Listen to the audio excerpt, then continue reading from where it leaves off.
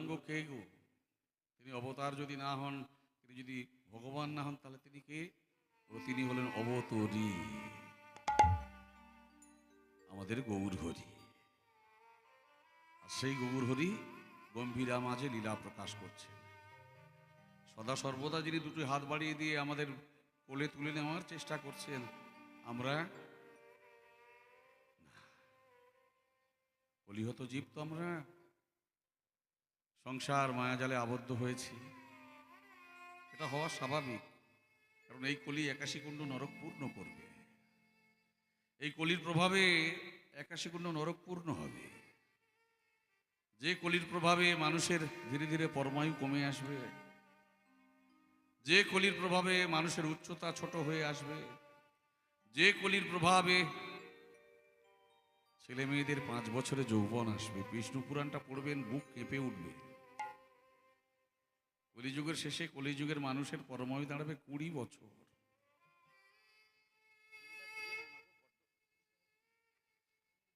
২০টা বছর তাদের পরমায়ু দাঁড়াবে। একবার ভেবেছেন এটা কি মিথ্যা নাকি? কেন মিথ্যা হবে গো? একটু পিছিয়ে যান। আগেকার মানুষ, আমাদের যারা পূর্বপুরুষ যারা, তারা কেউ ১০০ বছর বেঁচেছেন, আবার কেউ ১২০ বছরও বেঁচেছেন। কি বাবা বাঁচেনি? পুরানো মানুষ যারা, তারা কেউ ১২০ বছরও বেঁচেছেন। কিন্তু এখন দেখুন ৯০ বছরের ওপর আর কেউ যাচ্ছে না। ৮০ বছর পর্যন্ত গিয়ে ৮০-৮৫। তাহলে কতটা কমে এসেছে। এই কমতে কমতে কলিযুগের শেষ প্রান্তে ২০ বছর মানুষের পরমায়ু দাঁড়াবে। যদি এটা হয়, তাহলে তারা বিয়ে করবে কখন, সংসার করবে কখন? বলো সব হবে, যৌবন আসবে ৫ বছরে। এটা কি করে বিশ্বাসযোগ্য? এটা তো বিশ্বাস করা সম্ভব নয়। নিশ্চয়ই বিশ্বাস করতেই হবে। কেন জানেন? এখনো ভারতবর্ষের সংবিধানে আছে ২১ বছর হলে তবে প্রাপ্ত ছেলেরা, আর মেয়েরা ১৮ বছর হলে তবে প্রাপ্ত। কি তাই তো নাকি? তাহলে কেন এই সংবিধানটা হয়েছিল? তখনকার মানুষের ২১ বছর ১৮ বছরে যৌবন আসত। এখন বুকে হাত দিয়ে বলুন বাবা মায়েরা, আমাদের ঘরের ছেলে মেয়েদের যৌবন আসছে কত বছরে? ১২-১৩ বছরে চলে আসছে। তাহলে কতটা কমে এসেছে। এই যৌবন আসবে ৫ বছরে। তারা ১৫ বছর চুটিয়ে সংসার করবে, ১৬-১৭ পা দেবে। বলো হরি, বলো হরি, বলো হরি। আর এই কলিকে রোধ করবার লাগে আমাদের শ্রী চৈতন্য মহাপ্রভুর আবির্ভাব। আজকে বসে বসে কাঁদছেন গম্ভীরা মাঝে, সঙ্গে রয়েছে স্বরূপ দামোদর। ভক্তমণ্ডলী আমার মায়েরা, পুরীধামে এক ভক্ত ছিল। পুরীধামে এক ভক্ত ছিল।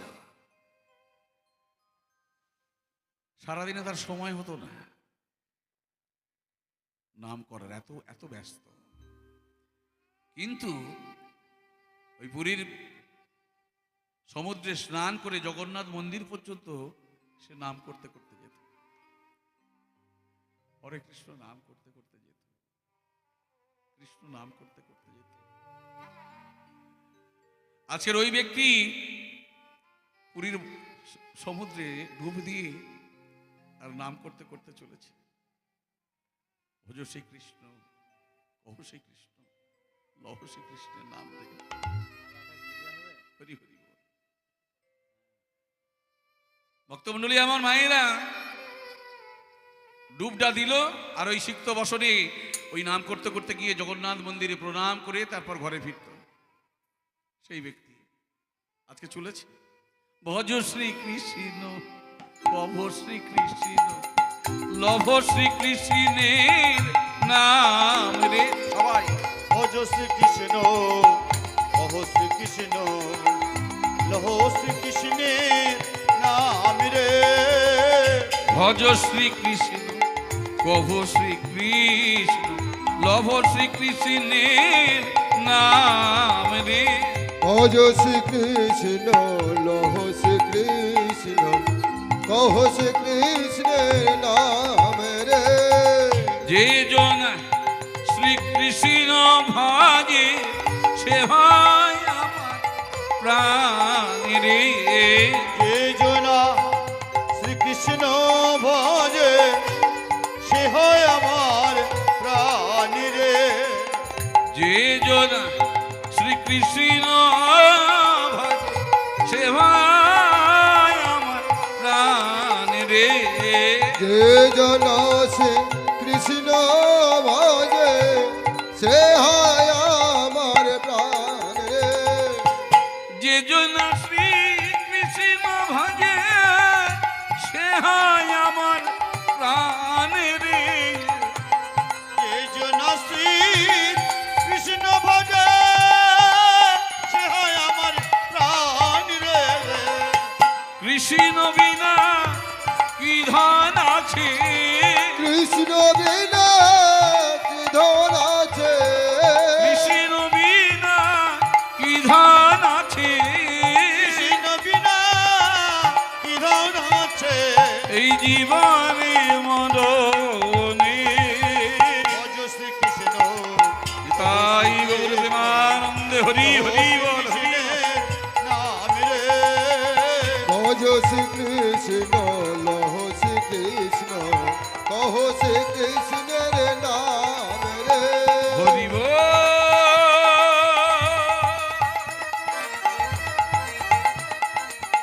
হরি বল।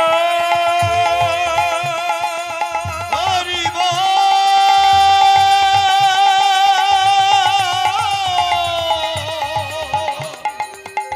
হরি হরি হরি বল।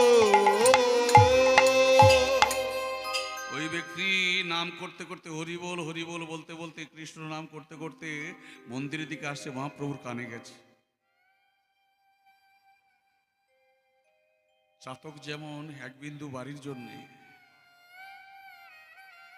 চাতক পাখি এক বিন্দু বাড়ির জন্য প্রাণ টান করে, তার সদা সর্বদা কৃষ্ণ নামে নয়ন জলে ভাসছে তো, আর যেই কৃষ্ণ নাম কানে ভেসে আসছে, মহাপ্রভু আর থাকতে পারলেন না,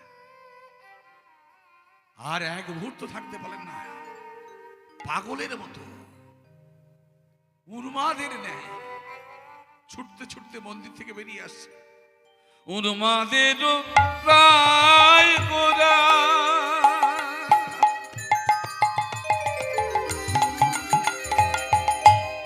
গোরাই আমার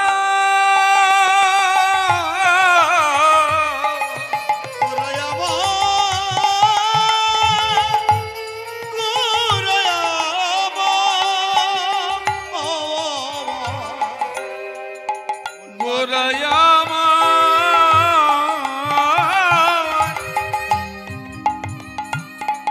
পাগলের ছুটি বেড়ায় উন্মাদের প্রায় গোরা ছুটি ছুটি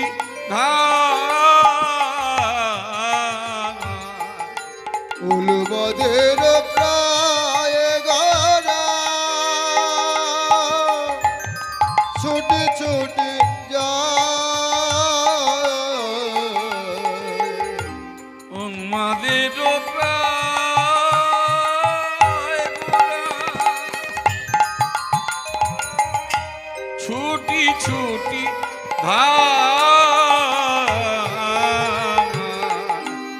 উন্মাদের প্রায় গোরা ছুটি ছুটি ধায়। যে করে কৃষ্ণ নাম ধরে তার পাওয়া, যে করে কৃষ্ণ নাম ধরে তার পায়ে। যে করে কৃষ্ণ নাম ধরে তার পায়, যে করে কৃষ্ণ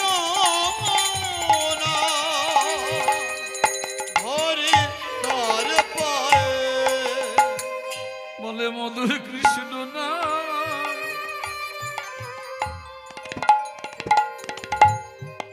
আমার কানে শোনা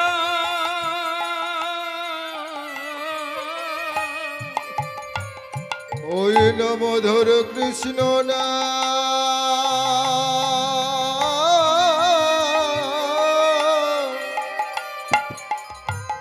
কানে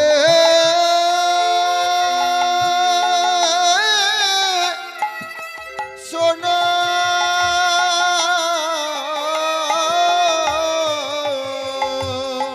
ওই মধুর কৃষ্ণ নাম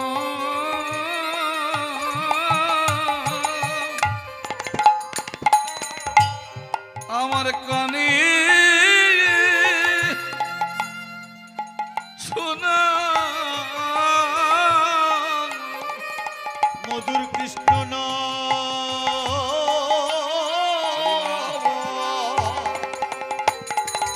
আমার কানে কানে শোনাবো ওই নাম আমি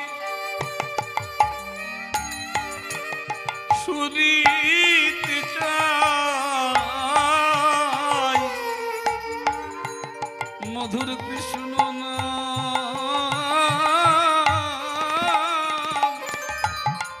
কানে শোনা ওই নাম আমি তাই গৌরী প্রেমানন্দে হরি হরি বল হরি বল হরি বল হরি বল।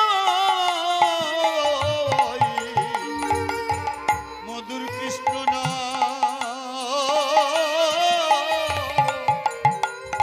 আমার কানে শোনাও যে করে কৃষ্ণ নাম ধরে তার পাওয়া যে